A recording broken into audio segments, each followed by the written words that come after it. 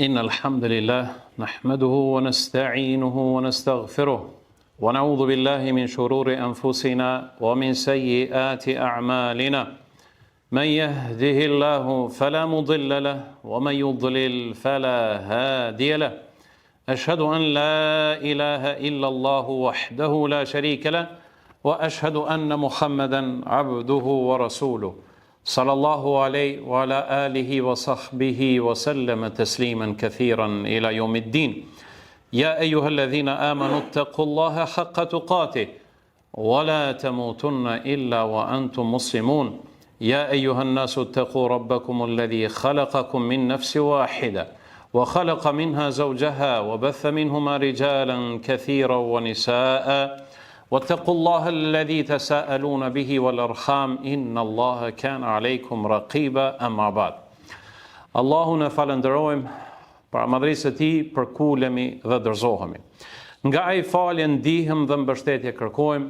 Dëshmojmë se nuk ka të adhuruar me merit përveç Allahut dhe dëshmojmë se Muhamedi sallallahu alaihi wasallam është rob dhe i dërguar i tij, paqja, bekimi dhe shpëtimi i Allahut qoftë mbi të, mbi familjen e tij të ndershme, mbi shokët e tij besnik dhe mbi gjithë ata që ndjekin dhe pasojnë rrugën e tij deri në ditën e fundit.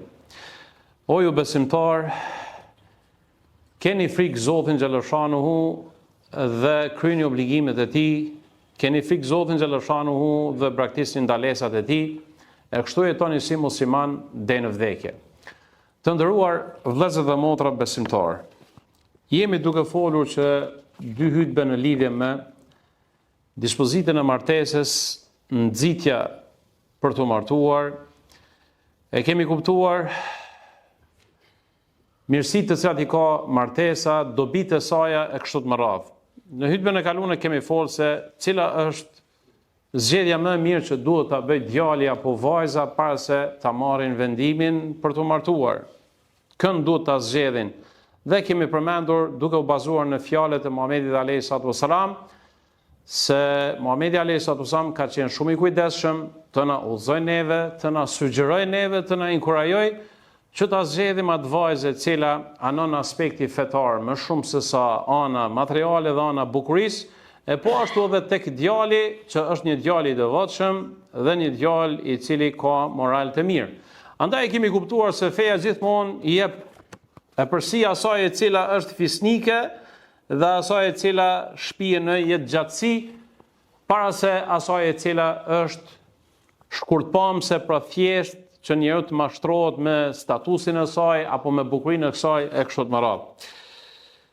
Të nderuar vëllezër dhe motra, sot edhe pse kum pas plan që të flas më shumë në lidhje me këtë temë, mirë po me shpresë të mos zgjatet, edhe janë ankuar disa të martuar duke thënë se na kanë anashkaluar.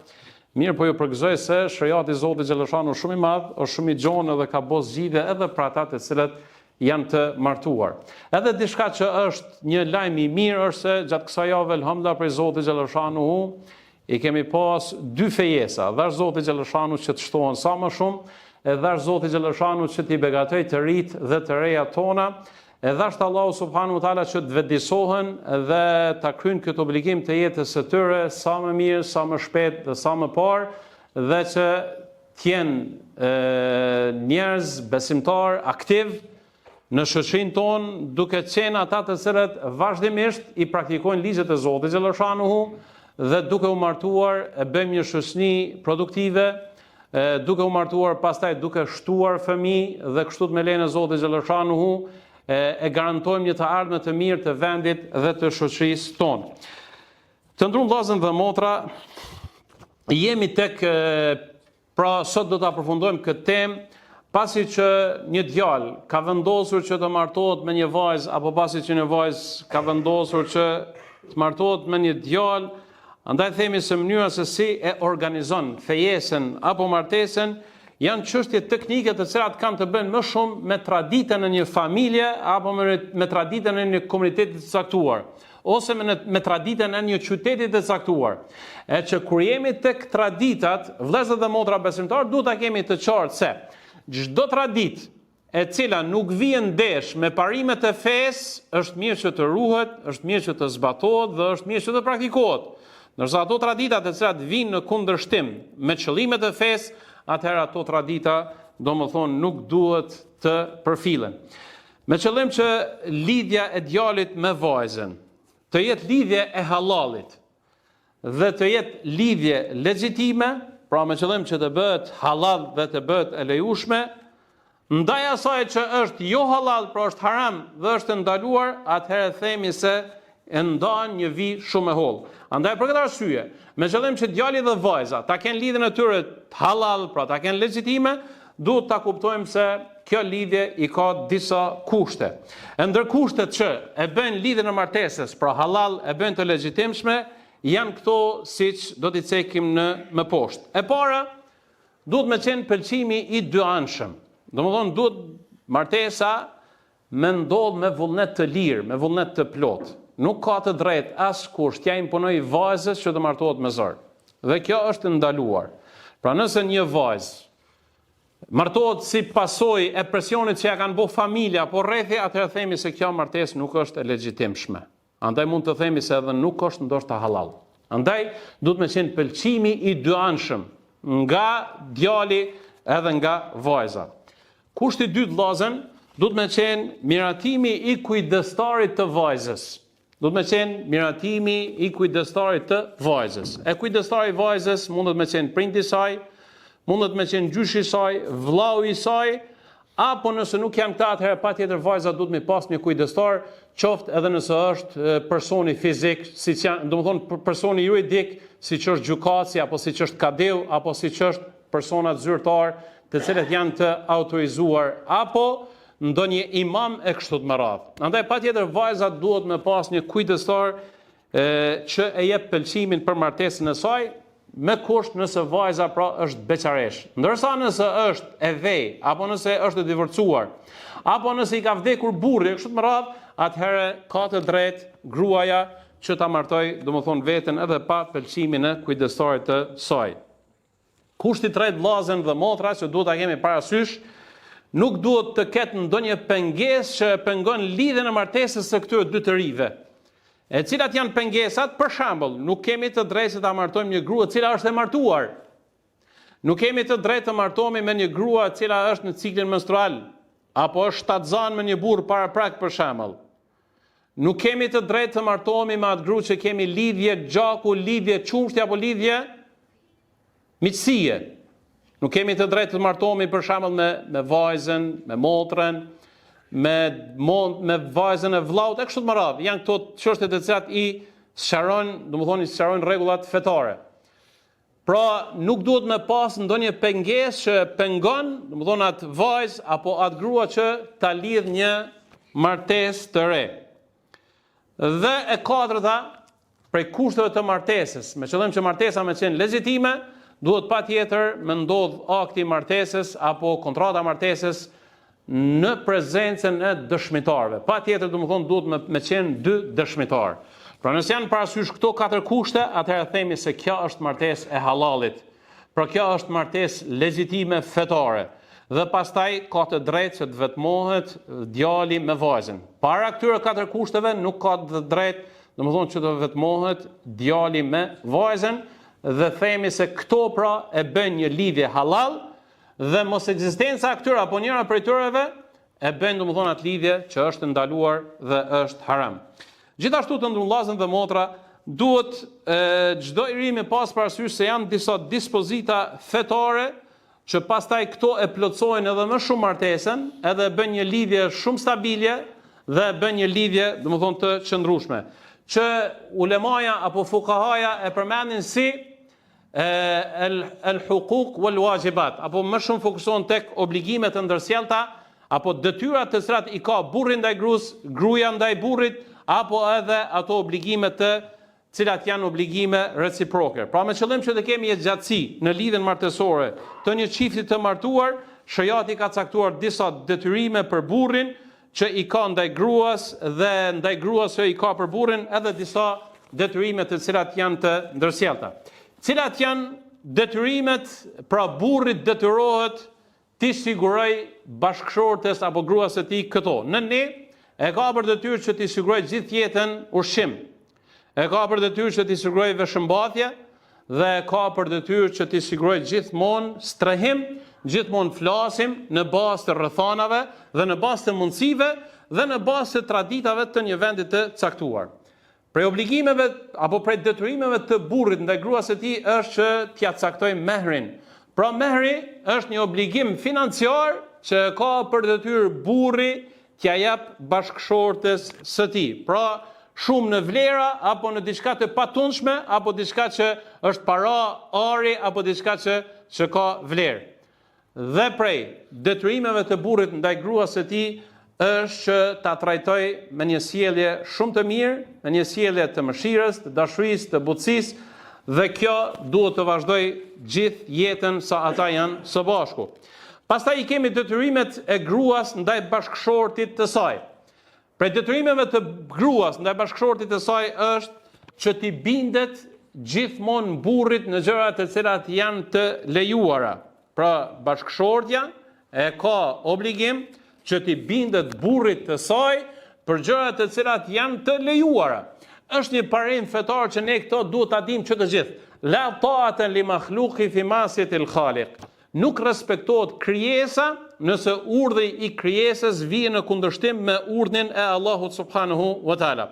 Pra nëse burri e këshillon gruan për diçka, nëse i thet me kry një punë, me bë diçka, gruaja ka obligim min dëgju, nëse çaja puna që e ka obligu, domethënë nuk është ndaluar fetarisht. Andaj e ka për detyrë që ta respektoj dhe që ta ndëgjoj bashkëshortin e saj. Gjithashtu prej detyrimeve të gruas ndaj burrit të saj është që t'ia ruaj shtëpinë e tij, ose ta ruaj rregullat e familjes së tij. Për shembull, nuk i lejohet me marrë një veprim serioz që ka të bëjë me familjen, që ka të bëjë me të ardhmen e familjes, pa pëlqimin dhe pa miratimin e burrit të saj. Nuk lejohet me dalë, nuk lejohet me lëviz pa pëlqimin e burrit. Kuptohet në ato lëvizje të cilat janë të nivelit serioz. Ndërsa lëvizjet të cilat janë të rëndomta, lëvizjet të cilat janë të njohura, atëherë nuk ka nevojë për çdo çështje, domethënë që të konsultohet burri. A kemi të qartë?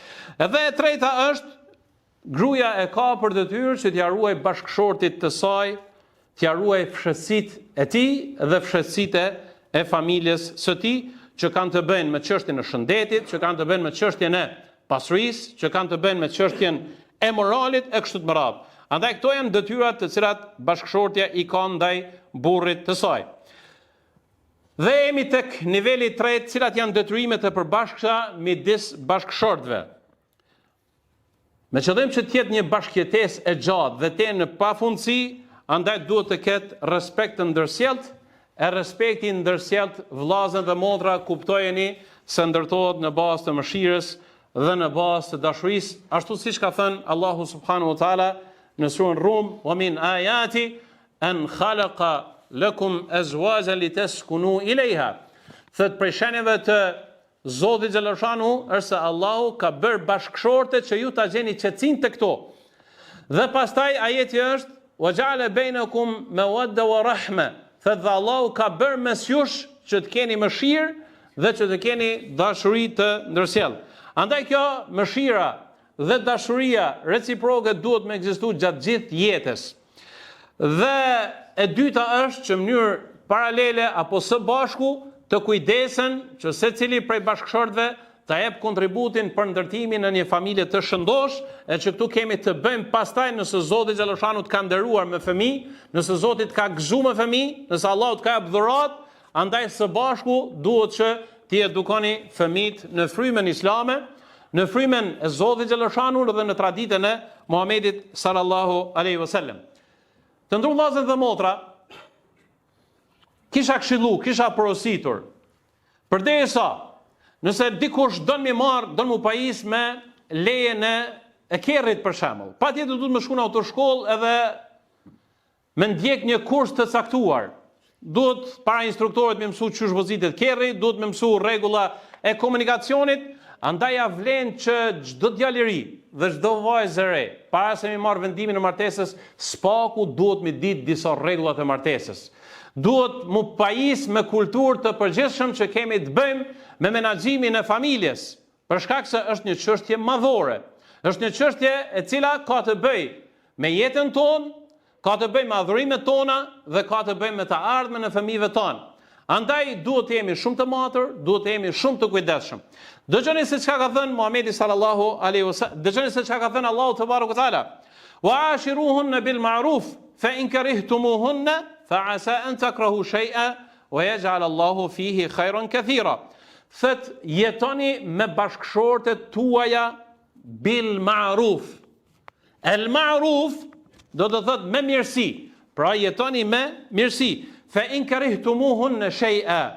Nëse ju vreni diçka jo të këndshme dhe jo të mirë në sjelljet e bashkëshortes suaj, apo në të kundërtën, nëse gruaja e shën një ves jo të mirë tek bashkëshorti i saj, fa asa an takrahu shay'an wa yaj'al Allahu fihi khayran kathira. Ndodh që juve të mos ju pëlqen një ves i burrit, apo të mos ju pëlqen një ves i gruas. Mirë po Allahu subhanahu wa taala tek bashkëshortja juaj dhe tek bashkëshorti yt ka bërë shumë gjëra të cilat janë të mira. Andaj vëllezër dhe motra, nuk prishet lidhja martësore për shkak të një sjellje, për shkak të një gabimi, për shkak të disa gjesteve të cilat i bën njëri prej partnerëve, për shkak se lidhja është shumë e madhe se sa kjo.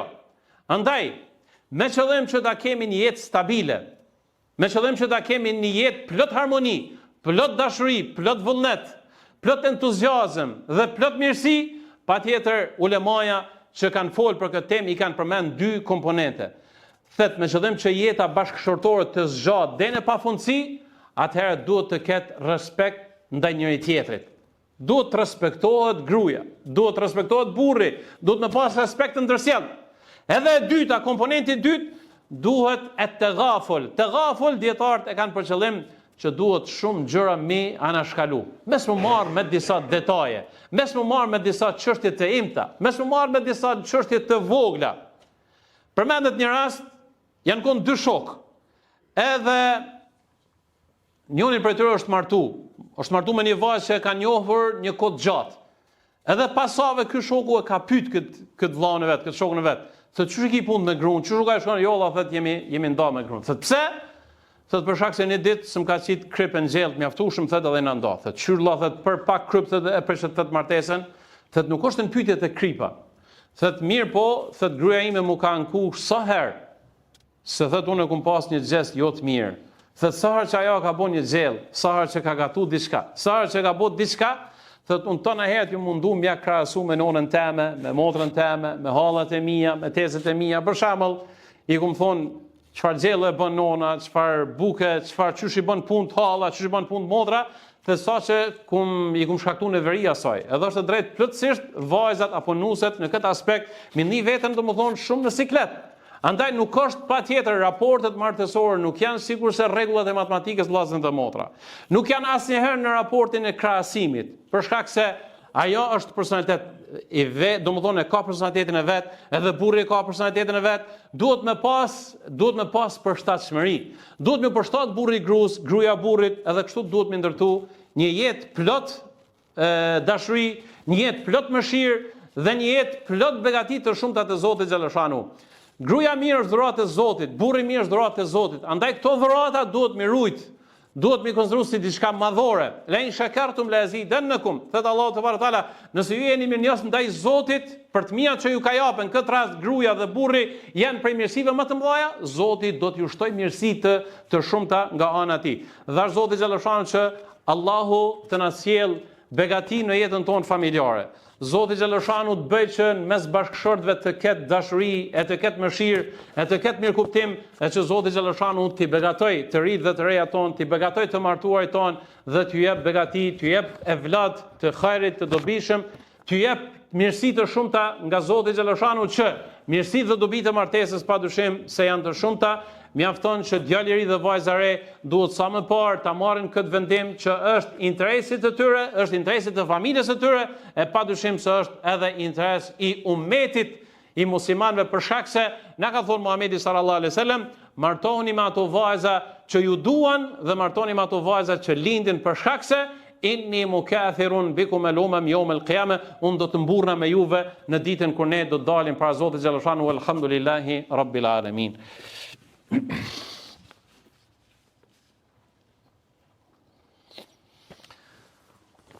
Alhamdulillahi wahda wassalatu wassalamu ala man la nabiyya ba'da ma ba'd. Përsëri falënderojmë Allahun subhanahu wa taala, dërgojmë salavatin mbi Muhamedit alayhi salatu wassalam, mbi familjen e tij të ndershëm, mbi shokët e tij besnik dhe mbi gjithë ata që ndjekin dhe pason rrugën e tij deri në ditën e fundit. Të nderuar vëllezër dhe motra, ne si musliman gjithmonë e kemi shembull në çdo aspekt të jetës sonë kemi Muhamedit sallallahu alaihi wasallam. Andaj duhet ta dimë se çfarë raporte ka ndërtuar Muhamedi sallallahu alaihi wasallam me bashkëshortët e tij. Ka qenë me plot kuptimin e fjalës burr shembullor, ka qenë bashkëshort shembullor.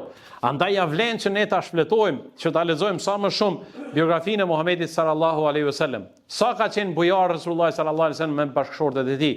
Sa ju ka dalë në ndihmë bashkëshortëve të tij Resulullah sallallahu alaihi wasallam.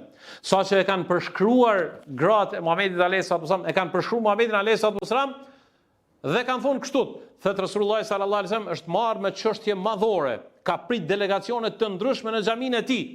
Është marrë me fetva, është marrë me probleme sociale, me probleme shoqërore, mirë po thëtë kur ka hyrë në shtëpi, Resulullah sallallahu alaihi wasallam nuk ka hezituar që t'i bëj edhe punët e shtëpisë.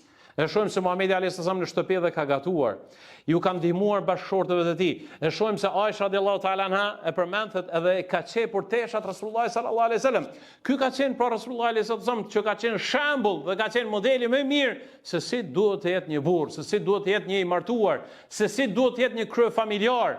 Andaj ky është pra shembulli më mirë që ne muslimanët jemi me fat që e kemi një model e që duhet ta pasojmë. Ne Muhamedit alayhis salam e pasojmë edhe në çështjet e adhurimit, të cilat janë puro adhurim, siç është namazi, zeqati, axhrimi kështu të radhë, mirë po duhet ta pasojmë Resulullahin alayhis salam për shkak se wa fi rasulillahi uswatun hasana liman kana yarju Allah wal yawmil akhir. Thotë në të dërguarin e Allahut e keni shembullin më të mirë për gjithë ata që shpresojnë mu taku me Zotin dhe shpresojnë shpërblim tek ana e Allahut subhanahu wa taala në ditën e gjykimit. Andaj është mirë se cili ka qenë raporti Muhamedi alayhis salam me bashkëshortët e tij dhe ulemaja, fuqaha, dietar kanë nda pjesë dhe kanë shkruar libra për këto. Andaj edhe një herë e them, edhe një herë përsëriti se duhet mu pajis me dije të mjaftueshme para se që të futemi në kapitullin e martesës, për shkak se martesa i ka detyrimet e saj, i ka obligimet e saj, dhe kur e di më mirë, atëherë me lejen e Zotit xhallashanuhu do ta ndërtojmë një të ardhme shumë të bereqetshme, do ta ndërtojmë një të ardhme shumë të mirë dhe Zoti xhallashanuhu padyshim se do të jep bereqet dhe do të jep mirësi të shumta. Edhe ne lut Zotin xhallashanuhu që Allahu të na lehtësoj jetën tonë. Zoti xhallashanuhu të na mundson që ta kuptojmë të vërtetën si të tillë dhe të jemi pasues të saj. E ta kuptojmë lajthitjen të vimit si të tillë dhe të jemi shumë larg saj. E lut Zotin xhallashanuhu që Allahu t'ju lehtësoj të rive dhe të rejave që sa më shpejt të martohen, që Allahu t'i gëzoj që t'i zgjedhin partnerët e përshtatshëm. Ashtu siç ka thënë Muhamedi sallallahu alaihi wasallam kur është lut për dikën duke thënë e lut Zotin xhallashanuhu që Allahu të bashkoj me një vajzë idha nadharta esarratka. Thot kur ta sheh atë të kënaqesh, të gëzon, të disponon. Kur ti thu diçka të ndëgjon dhe kur je larg saj ti ruan sekretet dhe ti ruan fshehtësitë tuaja. Zoti u lehtësoft të gjithëve dhe Zoti dhash që ta ruan shoqërinë tonë prej formave të devijimit, prej formave të prishjes, çthurrjes dhe dhash Zoti xhallashanuhu na jep bereqet, begati në familjet dhe në fëmijët tanë. Walhamdulillahi rabbil alamin. Inna Allaha wa malaikatahu yusalluna ala an-nabi. Ya ayyuhalladhina amanu sallu alayhi wa sallimu tasliman kathira. Allahumma salli ala Muhammadin wa ala ali Muhammad كما صليت على إبراهيم وعلى آل إبراهيم إنك حميد مجيد. اللهم بارك على محمد وعلى آل محمد كما باركت على إبراهيم وعلى آل إبراهيم إنك حميد مجيد. إن الله يأمر بالعدل والإحسان وإيتاء ذي القربى وينهى عن الفحشاء والمنكر والبغي يعظكم لعلكم تذكرون وأقيموا الصلاة.